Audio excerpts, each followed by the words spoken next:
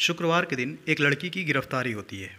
दरअसल ये लड़की social media influencer Sharmishtha Panoli की थी, जिसे शनिवार को कोलकाता की अदालत में पेश किया गया, जहां से उसे 13 जून तक की न्यायिक हिरासत में जेल भेज दिया गया।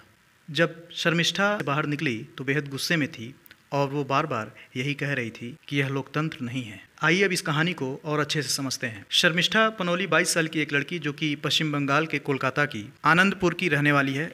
ये लॉ की पढ़ाई कर रही है पुणे से। साथ ही वो सोशल मीडिया इन्फ्लुएंसर है और सोशल मीडिया पर काफ़ी एक्टिव है। शर्मिष्ठा ने हाल ही में ऑपरेशन सिंदूर को लेकर अपने सोशल मीडिया अकाउंट पर एक वीडियो डाला था, जिसमें उन्होंने बॉलीवुड एक्टर्स को लेकर निशाना साधा था और उनके चुप्पी पर सवाल उठाए थे।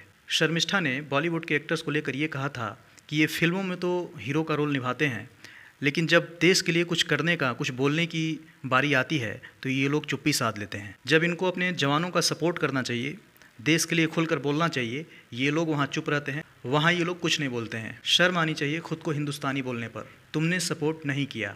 अब इसी वीडियो के बाद से एक पाकिस्तानी फॉलोअर से शर्मिष्ठा का विवाद हो जाता है और इस विवाद के बाद भी शर्मिष्ठा ने एक वीडियो बनाया जिसमें कथित तौर पर धर्म विशेष पर टिप्पणी की गई थी, जिसकी वजह से विवाद और बढ़ गया। और इसी पोस्ट के बाद शर्मिष्ठा को कई सोशल मीडिया यूजर्स की तरफ से धमकियां आने लगी और साथ ही एफआईआर कराने की धमकी भी आने लगी, जिसके बाद शर्मिष्ठा ने 15 मई को 5 अलग अलग पोस्ट किए। पांचों पोस्ट कुछ इस प्रकार हैं जो मैं आपको पढ़कर सुनाता हूं।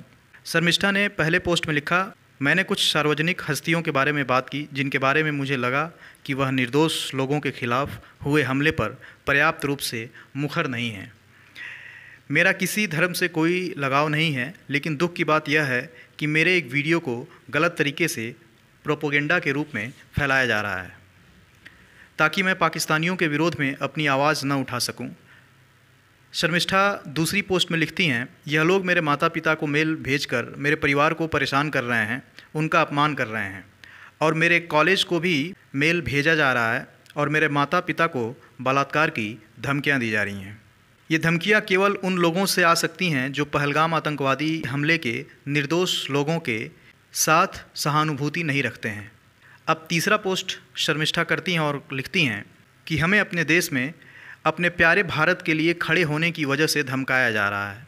इस तरह से उत्पीड़न को सहना न केवल मेरे लिए बल्कि मेरे परिवार के लिए भी बेहद दर्दनाक रहा है, क्योंकि उनके स्थान और तस्वीरें इंटरनेट पर प्रसारित की जा रही हैं। शर्मिष्ठा चौथे पोस्ट में लिखती हैं, इन सभी दुर्भाग्यपूर्ण घटनाओं से अभिव्यक्ति की आज़ादी, बोलने की आज़ादी, निजता का अधिकार और सबसे बढ़कर जीने के अधिकार का हनन किया है। उम्मीद करती हूँ भारत की किसी भी बेटी को कभी भी अपने देश के साथ खड़े होने से कोई न रोके।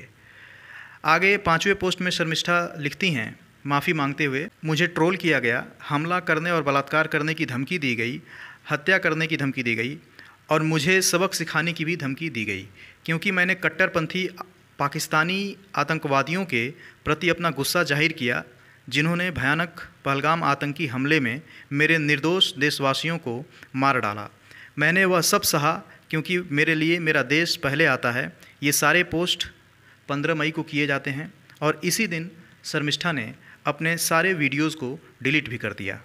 साथ ही शर्मिष्ठा ने सोशल मीडिया प्लेटफॉर्म एक्स पर माफ़ी मांगते हुए उन्होंने लिखा, मैं बिना शर्त के माफ़ी मांगती हूँ। जो कुछ भी मैंने कहा वह मेरी निजी भावनाएं हैं। मेरा मकसद किसी को जानबूझकर ठेस पहुँचाना नहीं था। मैं भविष्य में अपनी सार्वजनिक पोस्ट को लेकर सावधानी बरतूंगी।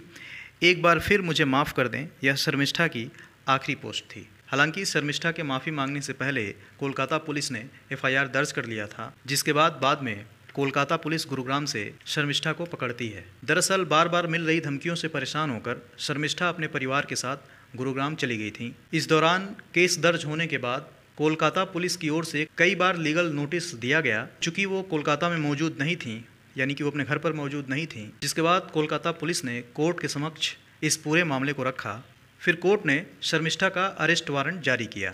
अरेस्ट वारंट जारी होने के बाद शुक्रवार की देर रात गुरुग्राम से शर्मिष्ठा को गिरफ्तार कर लिया जाता है। हालांकि इस मामले की अगली सुनवाई 13 जून को होगा, लेकिन देखना होगा कि 13 जून को क्या सामने निकल कर आता है। इस घटना के बाद से 2 गुटों में लोग मटते हुए नजर आ रहे हैं, चाहे वो राजनीतिक लोग हों या आम लोग हों।